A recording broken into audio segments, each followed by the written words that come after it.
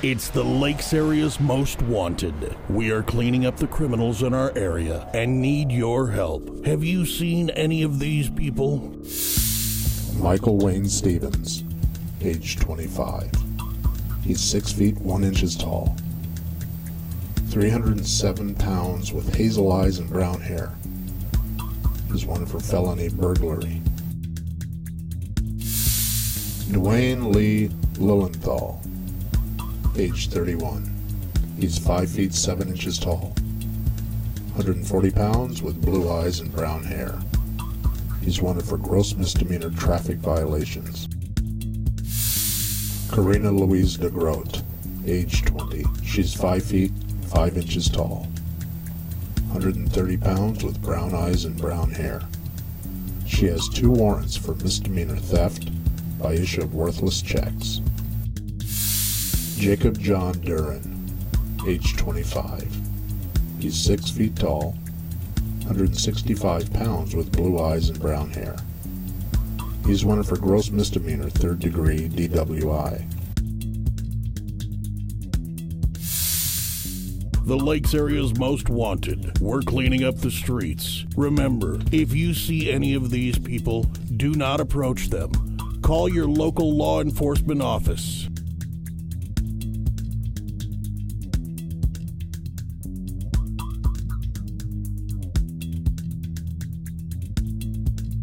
And now, a word from our area law enforcement.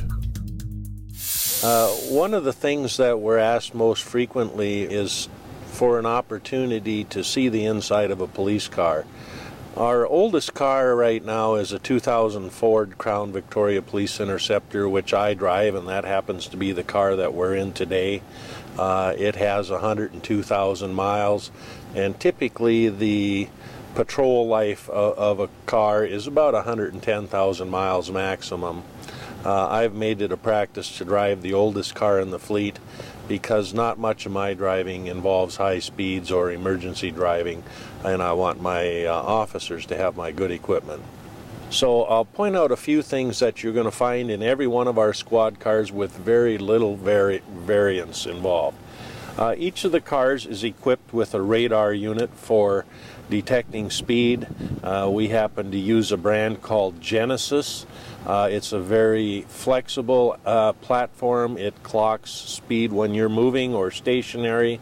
It clocks vehicles coming at or going away from you, and it's even capable of clocking the speed of vehicles traveling in the same direction as you. The unit is controlled by a handheld controller. In most of the squad cars you will find that sitting right here so that the officers can reach over and work the buttons to activate the radar. Typically in our police council we have a controller that activates the different functions of the light bar, the different functions of the siren system, and the traffic stick, and those are the yellow directional lights that you'll see on back. And then next to that will be a police radio. Every one of our radios is programmed the same so that when you get in any police car, you know that Channel 3 is the Becker County Sheriff's Department, Channel 4 is the Minnesota State Patrol, and Channel 5 is the Fire Department, for instance. We have about 20 channels in each vehicle, and we have the ability to communicate with officers in our region all the way from Alexandria to Moorhead to Park Rapids up to Bemidji. In addition to that, we do have a frequency that is common to all emergency responders in the state of Minnesota, so that if the need arises, we are able to communicate on a common frequency statewide.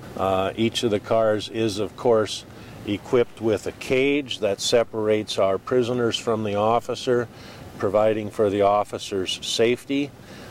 Each of the cars is equipped with a long gun of some type, either a shotgun or a rifle, immediately accessible to the officer, but yet in an electronically controlled lock. The cars themselves aren't really anything special. They're basically an upmake of a Crown Victoria, which is a common Ford model. The Police Interceptor simply comes with a lot more heavy-duty components, alternators, generators, cooling capacity, heavier brakes and springs, the types of things that you need to stand up to the wear and tear of everyday use and hard use at that. We purchased these units for about $23,000, one every year and a second one every other year. And what people need to remember is that by the time we equip these vehicles, we've got about a $30,000 piece of equipment out there on the streets. And it's important to remember and realize that for the average patrol officer, this is their office, and they spend the majority of their day in here, and the majority of their work is done based out of this platform. Thank you for watching the Lakes Area's Most Wanted.